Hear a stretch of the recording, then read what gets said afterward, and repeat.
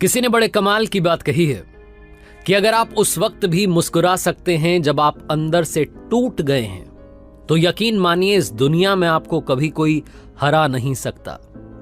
Hi guys, मेरा नाम है आरजे कार्तिक और आपके लिए एक छोटी सी मजेदार कहानी। जापान में एक साबुन बनाने वाली कंपनी थी जिसकी चर्चा दुनिया में थी। साबुन बनाने के मामले में उनसे कोई भी कंपनी टक्कर नहीं ले पाती थी। उस कंपनी की क्वालिटी, प्रोसेस, हर चीज में वो कंपनी नंबर 1 थी। लोग कहते थे साबुन हो तो इस कंपनी का हो, इस लेवल पर उनका नाम था। लेकिन एक बार उस कंपनी की साख में एक छोटा सा धब्बा लग गया। किसी गांव में एक व्यक्ति साबुन खरीदने के लिए गया।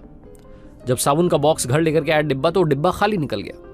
उसने जाकर के पत्रकारों को बता दिया, अखबार में छप गया, न्यूज चैनल्स में बात चली गई, मैगजीन्स में छप गया कि इतनी बड़ी कंपनी, इतना बड़ा नाम और ये कर रहे हैं, एक डिब्बा खाली निकल गया, धोखा दे रहे हैं कस्टमर्स को। बहुत कुछ मीडिया में कहा जाने लगा। उस कंपनी के मैनेजमेंट ने मीटिंग बुलाई। समझ नहीं पा रहे थे कि गलती कहां से हो गई हमसे, मतलब इतनी छोटी सी मिस्टेक हमसे कैसे हो गई। वो कई बार शगुन में होता है ना, आप 10 लिफाफे 12 लिफाफे साथ ले जाते हैं, कोई खाली चला जाता है, वैसी सी मिस्टेक। समझ नहीं पा रहे थे कि गड़बड़ हुई कहां है। फिर पता चला कि असेंबली लाइन से जब वो साबुन डिलीवरी डिपार्टमेंट में जाते थे तो एक बॉक्स जो था खाली चला गया था। इतनी सी गलती थी, बहुत बड़ी बात नहीं थी, लेकिन कंपनी की साख इतनी बड़ी थी कि बात बहुत बड़ी बन चुकी थी। अब कंपनी वालों ने डिसाइड किया कि ये गलती कभी भी दोबारा नहीं होनी चाहिए। यह आपकी हमारी एक ह्यूमन एरर है, लेकिन ये होना नहीं चाहिए। अब इसको क्या किया जाए? तो आइडिया मंगवाया गया। सब लोग अपना अपना आइडिया लेकर के आए। एक बंदे ने आइडिया दिया, वो पसंद आ गया कंपनी वालों को।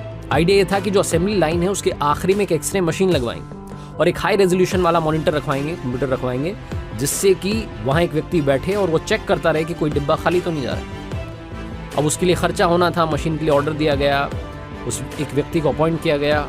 ये बात उस कंपनी में हर एम्प्लॉय को मालूम चलती जा रही थी कि इस प्रॉब्लम का सोल्यूशन क्या निकला है। ये बात उस कंपनी में काम कर रहे गार्ड साहब को भी मालूम चली और उनसे रहा नहीं गया। वो कंपनी के बॉस के केबिन में चले गए। बॉस ने कहा, अरे आओ गार्ड साहब, क्या कह रहे हो? तो उन्होंने कहा कि साहब छोटा मुंह बड़ी बात, लेकिन ये खर्चा आप फालतू में कर रहे हैं।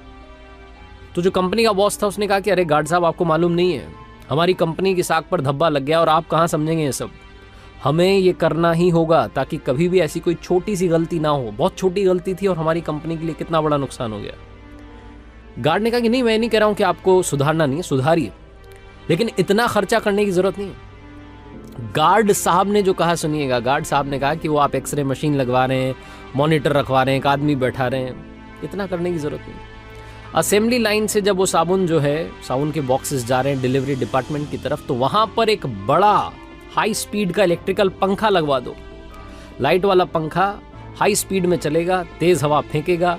डिब्बे जब निकलेंगे, अगर कोई खाली आया तो तेज हवा उसे उड़ा देगी और डिब्बा साइड कर देगी। गार्ड साहब का ये छोटा सा आइडिया उस कंपनी के लिए बहुत सारे पैसे बचा गया और उस कंपनी के मैनेजमेंट को सिखा गया कि आइडिया किसी के भी दिमाग में आ सकता है, उसके लिए किताबी ज्ञान की जरूरत नहीं है। जो out of the box thinking होती है वो यही होती है। हमारी जिंदगी में प्रॉब्लम आती है, हम पहले सोल्यूशन को मान करके बैठ जाते हैं कि यही सोल्यूशन है, उसके आगे सोचते नहीं है। अगर हम दूसरा तीसरा सोल्यूशन ढूंढने जाएंगे तो प्रॉब्लम को जड़ से मिटा देंगे। दूसरी बात ये कहानी सिखाती है कि ओवर थिंकिंग में कुछ नहीं रखा। वो कंपनी वाले ओवर थिंकिंग कर रहे थे, क्या करें, कैसे करें, सारा दिमाग लगा दिया। उस प्रॉब्लम का सोल्यूशन सिंपल सा था, एक पंखा लगाना था लाइट वाला, काम आसान था। आरजे कार्तिक बस यही कहेगा इन 2 बातों के साथ जिंदगी में याद रखो इनको और कर दिखाओ कुछ ऐसा कि दुनिया करना चाहे आपके जैसा। याद रखो।